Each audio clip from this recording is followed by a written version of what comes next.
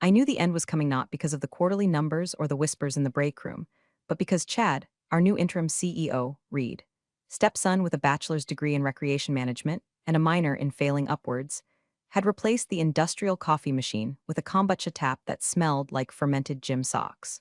For 12 years, I have been the environmental compliance manager for Apex Industrial Solutions. That's a fancy way of saying I am the only person standing between a rusting, leaking, chemical belching factory and a federal indictment that would make Chernobyl look like a minor parking violation.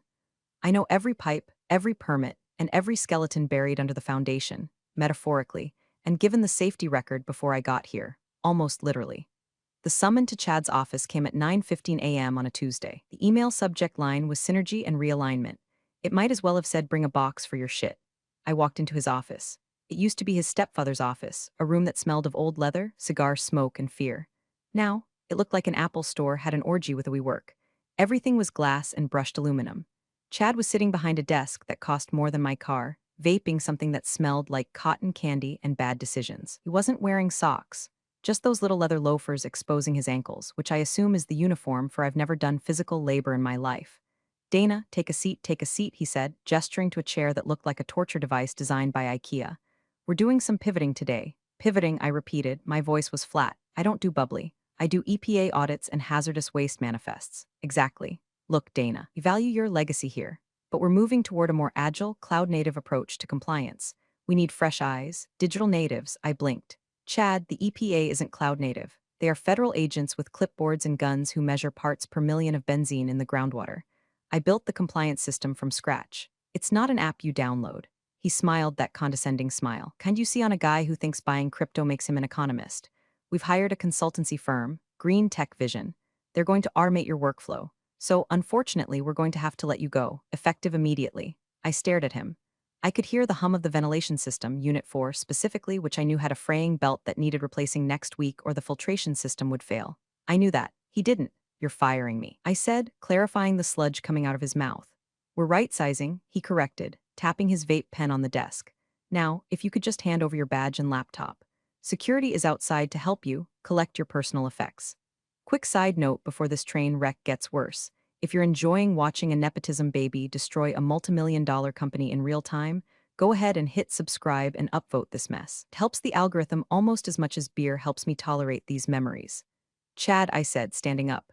I felt a strange calm washing over me. It was the same calm I felt when I found a leaking drum of solvent in 14 and had to coordinate a hazmat team while the plant manager was hyperventilating in the corner. Just so we are clear, you are terminating my access. You are taking the laptop. You are telling me my services are no longer required. That's the legal gist of it, yeah. Sign here for the severance. 2 weeks pay, 2 weeks. 12 years of keeping this rust bucket legal, 12 years of dodging fines that would bankrupt a small country, and he offers me 2 weeks and a smile. Okay, I said. I reached into my pocket and pulled out my badge. It was worn down, the plastic peeling at the edges. I placed it on his glass desk. It made a distinct click. Then I placed the laptop next to it.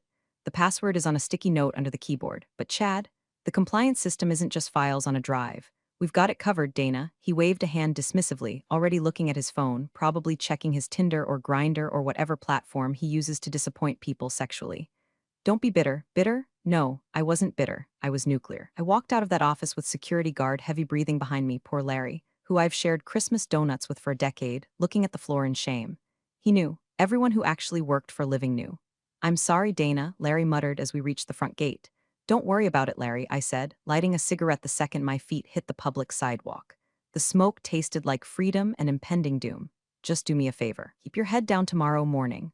Around 8 a.m. Why, what's happening at 8 a.m.? The future, I exhaled, or the past coming to collect. One of the two. See, Chad made one critical mistake. He assumed compliance was a department. It wasn't, it was me.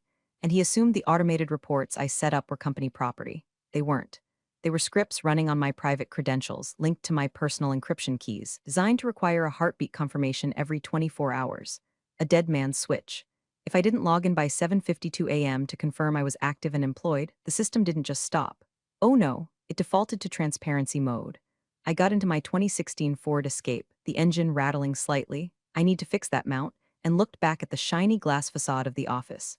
Chad was probably up there high-fiving himself, thinking he just saved $85,000 a year in salary. He didn't save money. He just pulled the pin on a grenade and shoved it down his own pants. I put the car in drive. I didn't cry. I didn't scream. I just turned up the radio, some classic rock station playing Don't Fear the Reaper, and drove to the liquor store. I had a date with a bottle of gin and a laptop that was about to become the most dangerous weapon in the state. You have to understand something about industrial manufacturing in the Rust Belt. It's not like the tech startups Chad jerked off to in Forbes magazine. It's not clean code and bean-bag chairs. It is a constant, violent war against entropy, gravity, and chemistry. The plant, Apex Industrial, manufactures specialized coatings for automotive parts. Sounds boring, right? Wrong. To make that stuff, use chemicals with names that have more syllables than Chad has brain cells. Xylene, toluene, hexavalent chromium. Stuff that doesn't just kill you, it mutates your ghost. For the last decade, my job wasn't just filling out forms. I was the keeper of the beast. The system Chad thought he could just hand over to a consultant wasn't a piece of software you buy off the shelf. It was a Frankenstein's monster I built out of Excel macros, Python scripts, and sheer panic. He had permits from the county, the state, and the feds. Each one had different reporting thresholds. The county wanted to know if we spilled a cup of oil. The feds wanted to know if we breathed too hard near the smokestacks. I had a calendar in my head that was more complex than the Mayan apocalypse. Mondays, check the pH levels in the outflow tanks. If it's above 8.5, the city fines us $10,000. Wednesdays, audit the hazardous waste storage. If a drum has been sitting there for more than 90 days, it's a RCRA violation. $37,500 per day per violation. Fridays, the big one. The Title V Air Emissions Report. This is the one that tells the EPA we aren't poisoning the local elementary school. Chad didn't know about the ghosts in the machine. Didn't know that sensor 3 on the north stack always reads high because a bird built a nest in it in 2018 and we never calibrated it back, so you have to manually deduct 12% from the reading to get the real number. If you report the raw number, you just confess to a felony. If you report 0, you're lying to the government. You have to report the calculated number. I was the only one who knew the math. I remember one time, about 4 years ago, the old CEO, Chad's stepdad, a bastard but a competent one, came to me. Dana, he grunted, chewing on a cigar that looked like a turd. The inspector is here. He looks like he didn't get laid last night. Fix it. I walked that inspector through the plant for 4 hours. I dazzled him with spreadsheets. I showed him logs so detailed they included the barometric pressure. I bought him a sandwich from the vending machine. By the end, I was so bored and overwhelmed by my paperwork that he signed the certificate just to get away from me. That was the job. Boring the government into submission while secretly frantically patching leaks with duct tape and prayer. But Chad saw me as overhead. Dana just sits at her computer, he probably told the board. She's legacy cost. He didn't realize that I hadn't had an assistant in 5 years because of budget cuts. I was doing the work of 3 people. I was the environmental manager, the safety officer, and the de facto IT support for the warehouse guys because they didn't trust the actual IT department. When I got home after the firing, I sat in my kitchen. My kitchen is like me, functional, clean, and slightly outdated. I poured a glass of iced tea. I was saving the gin for the main event and looked at the clock. 2:00 p.m. At the plant, the afternoon shift was starting. Right about now. The thermal oxidizer usually spikes in temperature. The alarm would go off in my office. I would remotely adjust the fan speed to cool it down. I stared at my phone, no alerts because I didn't have the app anymore. I imagined the alarm blaring in my empty office. I imagined Chad walking by, hearing it and thinking someone should get that. But there was no someone. The green tech consultants weren't due to arrive until Monday. Chad had created a gap. A 4-day gap where the asylum had no warden. And then there was the cloud log. This was my masterpiece. The EPA requires continuous monitoring. Since our hardware was from the Reagan administration, it couldn't talk to the internet directly. So I wrote a script. The sensors talked to a local server. The server talked to my script, and my script uploaded the data to a secure AWS bucket I managed. The EPA pulled the data from that bucket every morning at 8:00 a.m. sharp. But here is the kicker, the AWS account? It was under my name on my credit card. Expense reported every month. Why? Because corporate IT was too slow to approve a server request in 2017, and I needed it done that day or we would be fined. So I did it myself, shadow IT, they call it. Getting shit done, I call it. Chad fired me. He confiscated my company laptop. But he didn't ask for the password to the AWS cloud account. He didn't even know it existed. So sitting in my kitchen, I opened my personal MacBook.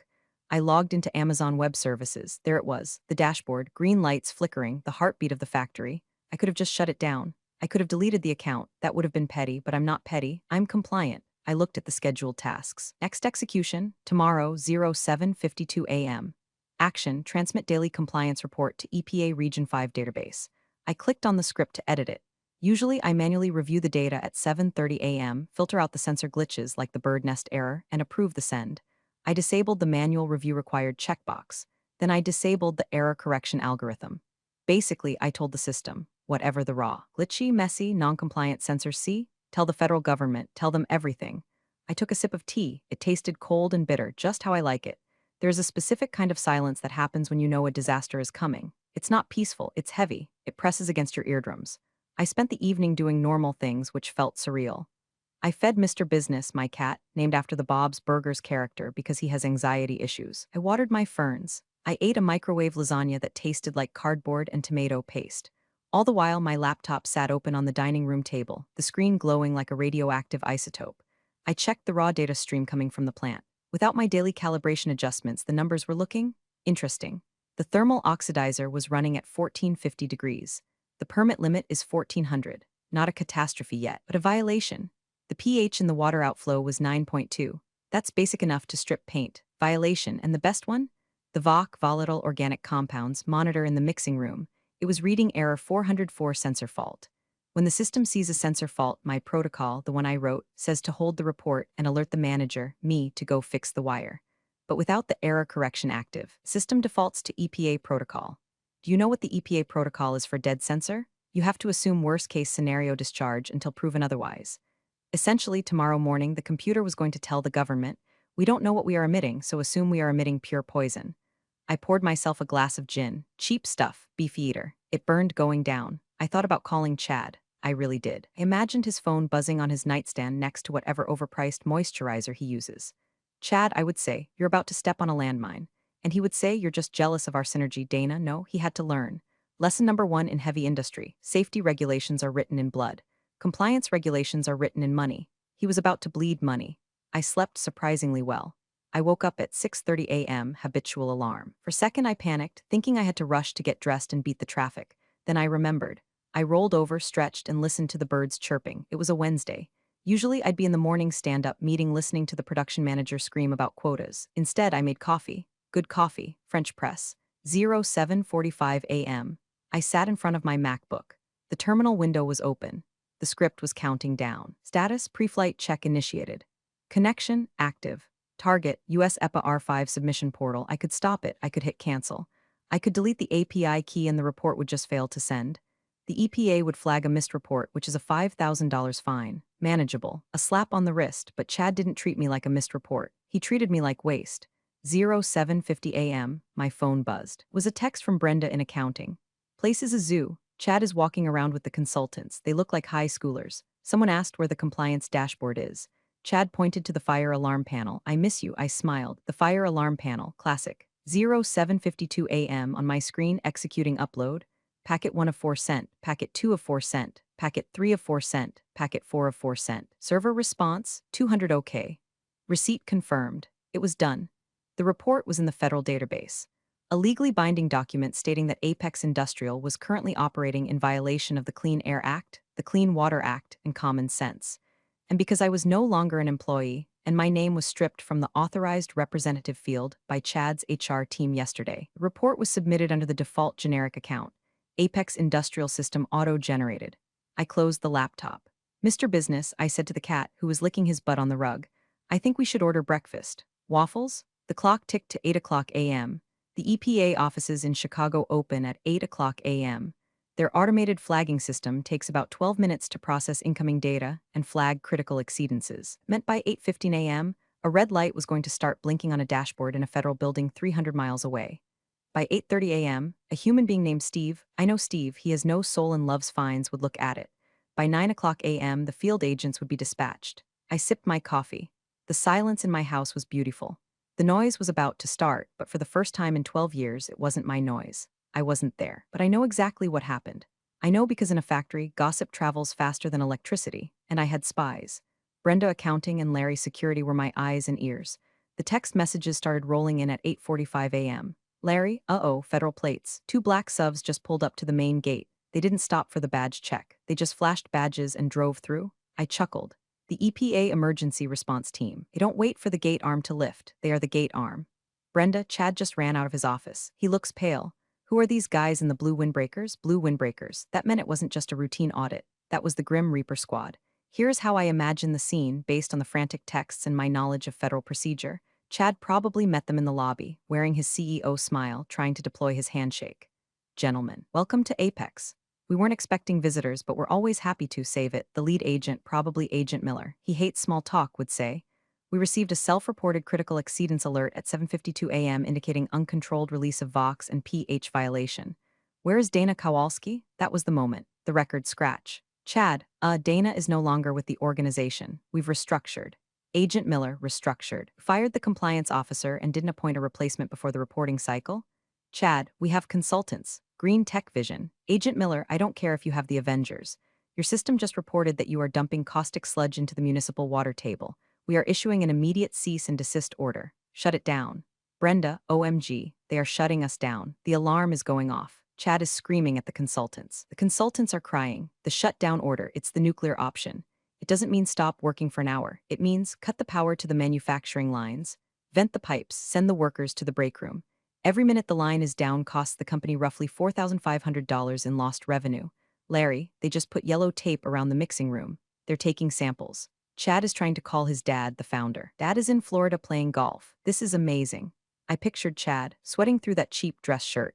He had probably thought compliance was just a box to check, a nuisance. He didn't realize it was the structural integrity of the entire business. I decided to do a little laundry, folded some towels. The mundane nature of my morning was the perfect counterweight to the chaos I had unleashed by simply not doing my job. Around 10:30 a.m., my phone rang. A known number, I let it go to voicemail. I checked the transcription a minute later. Miss Kowalski, this is Agent Miller, EPA Region 5. We're currently on site at Apex. We have some questions regarding the data logs from this morning.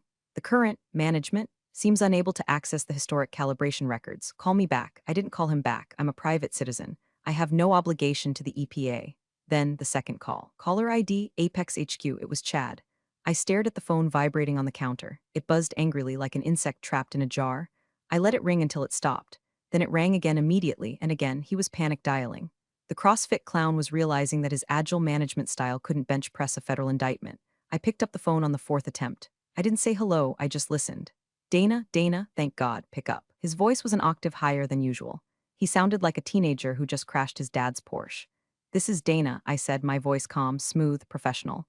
Dana, look, there's been a misunderstanding. The EPA is here. They're tearing the place apart. They're saying the system reported a leak. But there's no leak, it's a glitch. You know how to fix the glitches, right? I do, I said. It's a calibration error in the sensor array. Requires a manual offset adjustment based on the humidity and barometric pressure. Yes, exactly. Can you just log in and tell them that? Just remote in and fix it? I took a long, slow drag of my cigarette. I don't smoke inside usually, but today was a special occasion. Chad, I said, I can't do that. Why not? I'll pay you. I'll pay you for the day. Consultant rate.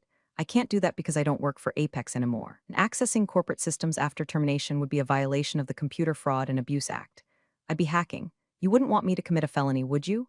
Dana, please, they shut down the line. We're losing $5,000 a minute. That sounds like a management problem, I said. You should ask your green tech visionaries. Maybe they can disrupt the EPA. Dana stopped damn around. He screamed. The facade cracked. The rage spilled out. You did this. You set this up. I didn't do anything, Chad. That's the point. I did nothing. You fired the pilot mid-flight and are surprised the plane is crashing. I hung up. Then I blocked his number. But I wasn't done. I knew how corporate panic worked. He would go to HR. Then he would go to legal. Then they would come to me. I went to my laptop and opened a Word document. Typed a header, proposal for crisis remediation and consulting services. I looked at the cursor blinking. I typed, retainer fee. I paused. Originally, I was going to ask for a year's salary, maybe $150K, but then I remembered his tone. Don't be bitter. I remembered the 2 week severance. I remembered the badge hitting the glass desk. I deleted the number.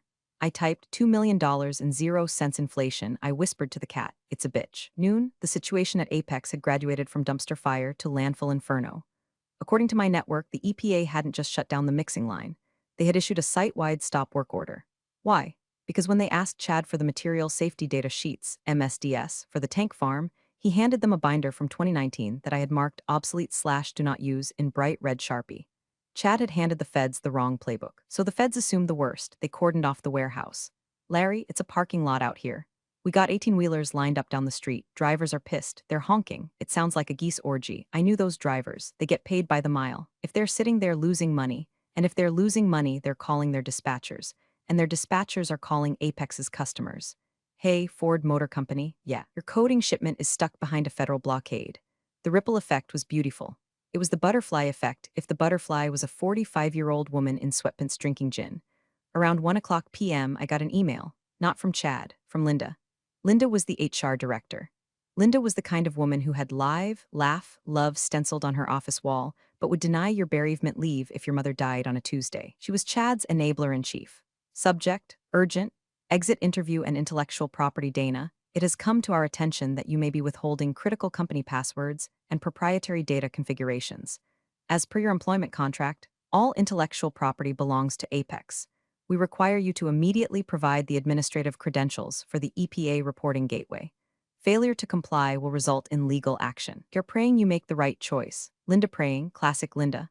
I didn't reply immediately. I let it sit. I wanted them to sweat. I wanted them to hear the silence of the factory floor, which is the most expensive sound in the world. I took a shower. I used the expensive scrub. I took my time shaving my legs. I put on a face mask. Self-care is important when you are besieging a fortress. At 2:30 p.m., I opened my laptop again. I replied to Linda. Linda, I am not withholding anything. I returned all company property, laptop, badge yesterday. The passwords you are referring to are for a cloud architecture system that resides on my personal AWS account, paid for by my personal credit card, which I created because your department denied my budget request for a server in 2017. See attached email chain. This is not company property. It is a third-party service provider. That provider is me. I am open to discussing a transfer of ownership. However, I am currently fully booked with other projects, laundry. Best, Dana. I attached the email from 2017 where the old IT director, Linda's nephew, surprise, surprise, told me, we don't need cloud servers, Excel is fine, receipts. I had receipts for days. I had receipts that were older than Chad's career. 3 o'clock p.m. The Slack channels, which I could no longer see, but Brenda was screenshotting for me, were melting down. Sales VP, Ford just called. They're threatening to pull the contract. Tell me we are running. Ops manager, we are dead in the water. The EPA guy is putting a padlock on the breaker box. Chad, everyone remain calm. We are leveraging a solution. Leveraging a solution. God, he was a parody. Then the realization hit them. I know the exact moment it happened because Brenda sent me a picture of the conference room. It was Chad, Linda, and the corporate counsel, a guy named Gary who looked like a depressed basset hound. They were staring at a whiteboard. On the whiteboard, someone had written, "Only Dana knows." It wasn't just the password. It was the logic. Even if I gave them the password, they wouldn't know which numbers were real and which were glitches. They wouldn't know the bird nest coefficient. They wouldn't know that tank 4 reads 10% lower than tank 5 because of the sediment buildup. If they turned the system back on without me, it would just scream violation again. They needed the operator, not just the keys. The sun started to dip lower. The shadows stretched across my living room. The factory had been down for 6 hours. Estimated loss, $1.6 million in production, plus potential EPA fines of $50,000 per day, plus the breach of contract with Ford. They were bleeding out, and I was the only tourniquet in our state. My phone rang again. Caller ID, Apex Legal Department. Gary, I picked up. Hello, Gary. Dana. Gary sounded tired. He sounded like a man who knew he was defending a circus. Look, we've reviewed the AWS situation. You're right, it's gray area. The company technically didn't pay for the hosting. It's not gray, Gary. It's black and white. It's my server. Okay, fine. What do you want? Chad is not in a good headspace. We need to resolve this. Today, I have a proposal prepared, I said. I'm sending it to your inbox now. I hit send on the PDF. Remediation strategy proposal, Kowalski PDF, Gary, I said while he presumably opened the file. Make sure you're sitting down. I heard the click of a mouse. Then silence, a long, heavy silence, then a cough. Dana, this is $2 million. It is. Agreed cheerfully. Extra pickles. No remorse, this is extortion. No, Gary, extortion is demanding money for nothing. This is a consulting fee for specialized, niche expertise required to save a $50 million company from federal seizure. I'm actually giving you a discount. If the EPA revokes the Title V permit, you lose the license to operate permanently. What's the company worth then? Scrap metal value? He breathed heavily. I can't authorize this. Then call Chad's dad in Florida. Interrupt his golf game. Tell him his stepson drove the bus off a cliff and I'm the only one with a tow truck. I'll call you back. He hung up. I walked to the window. I could see the smoke rising from the direction of the industrial park. Except today there was no smoke. The stacks were cold. The sky was clear. It was the prettiest sunset I'd ever seen. I made myself a sandwich, ham and cheese on rye. I ate it slowly, standing over the sink, watching the birds in the backyard. I was in no rush. Every minute that ticked by was another $1,000 of leverage. 5:15 p.m. The phone rang. It wasn't Gary. It wasn't Chad. It was a Florida area code. The founder, big boss, Todd. Todd was a hard ass. He was the kind of guy who smoked inside the plant in the 80s and poured used oil on the weeds. But he respected strength. He hated weakness. And right now, his company was looking very weak. I wiped the crumbs off my face and answered. Hello, Todd. Dana, his voice sounded like gravel in a blender. What the hell is going on? I'm on the 14th hole and I get a call saying the feds have taped off my loading dock. Chad fired me yesterday, Todd. He fired me, confiscated my equipment, and didn't ask for the transition protocols for the compliance system. The system auto-reported a fault this morning. The boy is an idiot. Todd grunted. I knew I shouldn't have let his mother talk me into giving him the reins. He thinks he's Elon Musk because he knows how to use Twitter. He's certainly disrupting the industry, I said dryly. He says you're holding the data hostage. Says you want $2 million. I'm not holding anything hostage.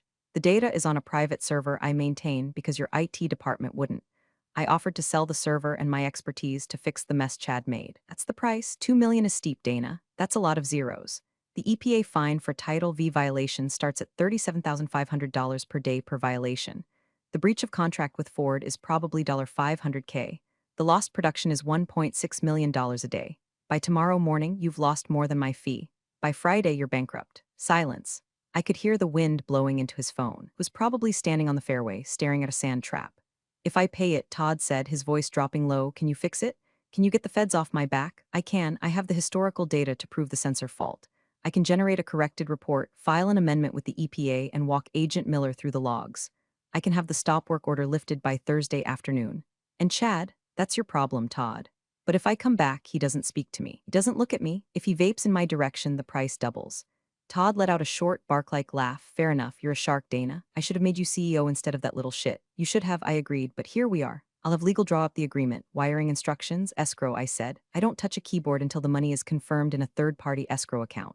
Smart, fine. Expect the DocuSign in an hour. He hung up. I put the phone down. My hands were shaking slightly, not from fear, from adrenaline. I had just negotiated a retirement package that was larger than my cumulative lifetime earnings. But it wasn't over. The money was paper. The satisfaction, that was going to be in the execution. 6:30 p.m., the DocuSign arrived. Consulting agreement and IP transfer.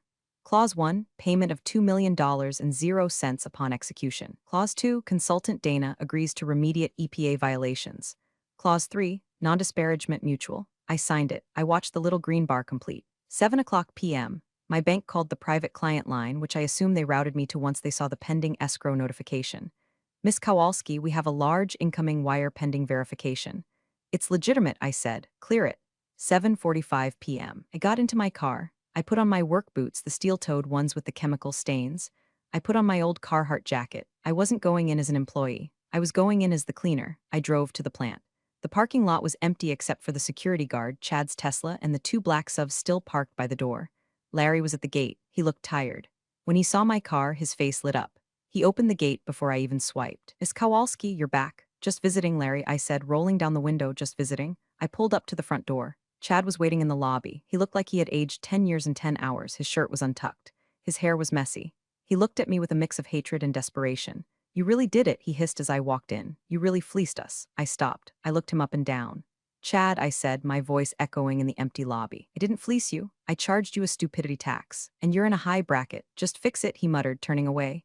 Lead the way, I said, and get me a coffee, black, no kombucha. The conference room smelled like stale pizza and panic sweat.